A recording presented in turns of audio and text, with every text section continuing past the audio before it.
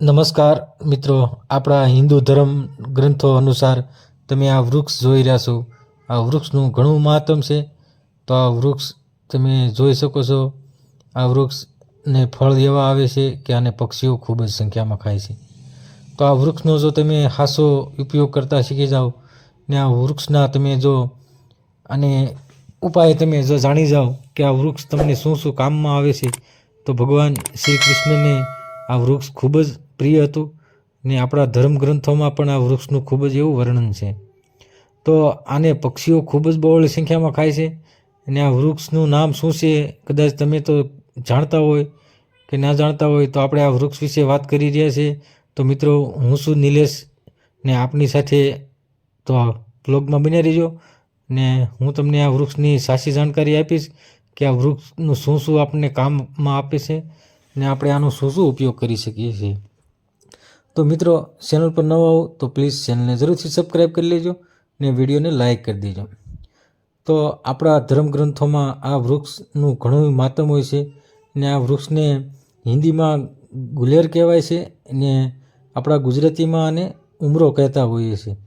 તો આપણા બુઝુર્ગો હતા એ આ ઉમરાને ખૂબ જ માન આપતા, કેમ કે જે લોકો ઉમરાને ઓળખતા હોય, કદાચ નાની જનરેશન ના ઓળખતી હોય તો મોટા ઉંમરના હોય એ આ વૃક્ષને જરૂર ઓળખી જાય જોઈને જ, કેમ કે આને ઉમરો કહેવાય છે. અને હજારો વર્ષનું તપ તમને ખાલી એક ઉમરો વાવવાથી મળે છે. તો આ ઉમરો આટલું બધું આપણને પ્રભાવશાળી છે. કેમ આટલું બધું પ્રભાવશાળી છે? કેમ કે આને પક્ષીઓ જે આના ફળ હોય છે એ બહોળી સંખ્યામાં આવે છે અને આને પક્ષીઓ ખૂબ જ ખાય છે.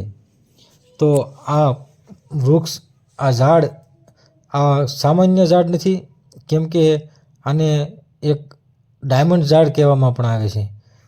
આપણે એક વ્યક્તિને ભૂખ્યાને એક ટાઈમ ભોજન ન આપી શકીએ, પણ આ વૃક્ષ હજારો પક્ષીઓને ભોજન આપે છે. ને આને જે વૃક્ષને જે વાવે છે એમને ભગવાન ખૂબ જ ધન દોલત અને એટલું જ પુણ્ય મળે છે જેટલું હજારો વર્ષનું તપમાં મળે છે. તો ભગવાન શ્રી કૃષ્ણનું તમને ગીતામાં કીધું છે કે જેવા કર્મ કરો એવું તમને ફળ મળે. તો આ વૃક્ષ એ જ નિશાની છે. આને તમે જો વાવો ને આમાં જે ફળ લાદે ને એને પક્ષીઓ ખાય ને એનું જે પુણ્ય મળે, તો આપણને સારું પુણ્ય મળે છે અને એનાથી આપણને ભગવાન બદલો આપે છે કે આપણું સારું કલ્યાણ થાય. તો આ વૃક્ષના તમને ફાયદા ગણાવું તો જે લોકોને શરીરમાં કમજોરી હોય, શરીર નબળું હોય, તમને દુખાવો રહેતો હોય શરીરમાં, તો તમે આના ફળ ખાઓ તો જરૂરથી ચોક્કસ તમને વરદાન સાબિત થશે આ વૃક્ષ, આના ફળ. અને આ ઉમરો ના જે ફળ ખાય, જે નિસંતાન હોય, જેમને સંતાન ના હોય, એમના પતિને જો આના ફળ ખવડાવવામાં આવે તો જરૂર સંતાન પ્રાપ્તિ થાય છે. અને જે લોકોને કબજિયાત રહેતો હોય, પેટની સમસ્યા હોય, એમને પણ આ વૃક્ષના ફળ ખવડાવવાથી 100% ફાયદો થાય છે. મિત્રો, કમેન્ટમાં જય શ્રી કૃષ્ણ જરૂરથી લખજો.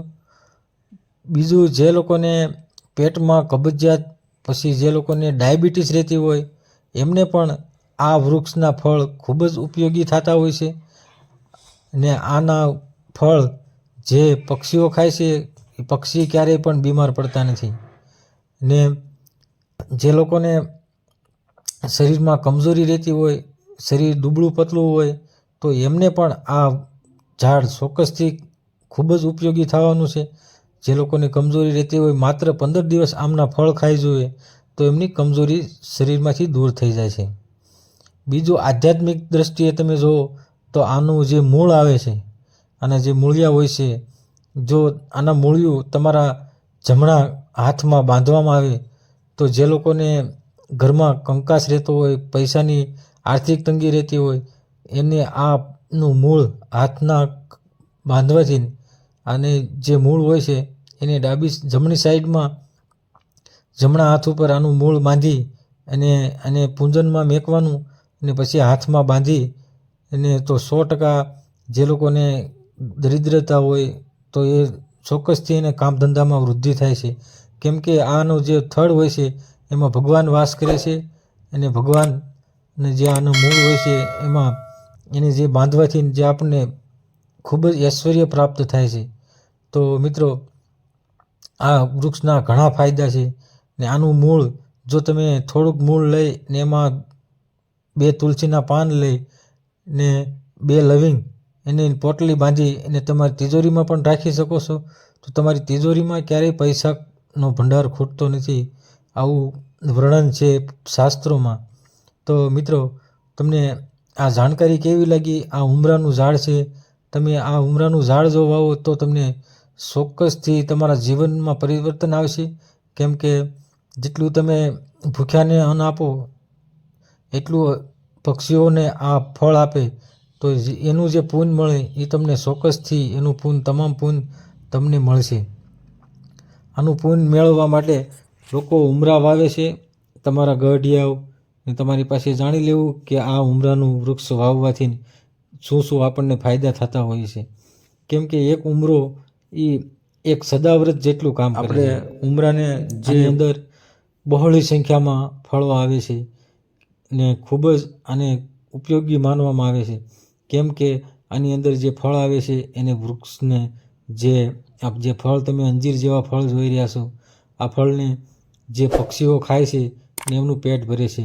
આપણે પક્ષીઓને શણ નથી નાખી શકતા તો આ જરૂરથી ખવડાવવું જોઈએ.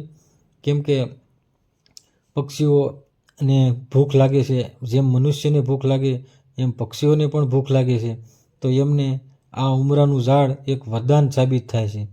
ભગવાન શ્રી કૃષ્ણએ ગીતામાં લખ્યું છે કે જેવું કરો એવું ભરો. તો મિત્રો તમે આ સારું કામ કરશો, એક ઉમરો વાવશો તો તમને ભગવાને જેમ કીધું એ રીતનું ઈશ્વરની જે દ્રષ્ટિએ તમે જો તો તમે ધર્મનું કાર્ય કરી રહ્યા છો જો એક ઉમરો વાવશો તો મિત્રો આપણે જરૂરથી એક ઉમરાનું ઝાડ આપણા ઘર આંગણે વાવવું જોઈએ. એમનું મૂળ પણ કામમાં આવે છે. એમના ફળ હર કોઈ બીમારીમાં તમને કામ લાગે છે. જો તમને કોઈ પણ જાતની બીમારી થઈ હોય તો આનું ફળ તમને 100% આનું ફળ ખાવાથી તમને કોઈ પણ જાતની બીમારી હશે તો 100% તમને એ બીમારી વહી જશે. ને આ ફળ ખૂબ જ ઉપયોગી છે, વરદાનદાયક છે. તો મિત્રો વિડીયો સારો લાગ્યો હોય તો કમેન્ટમાં જય શ્રી કૃષ્ણ જરૂરથી લખજો અને વિડીયાને લાઇક કરવાનું મિત્રો ભૂલતા નહીં. કેમ કે હું આવી રસપ્રદ માહિતી લાવતો રહું છું. તો મિત્રો મળીએ નવા વિડીયોમાં. ત્યાં સુધી જય સ્વામિનારાયણ, જય શ્રી કૃષ્ણ.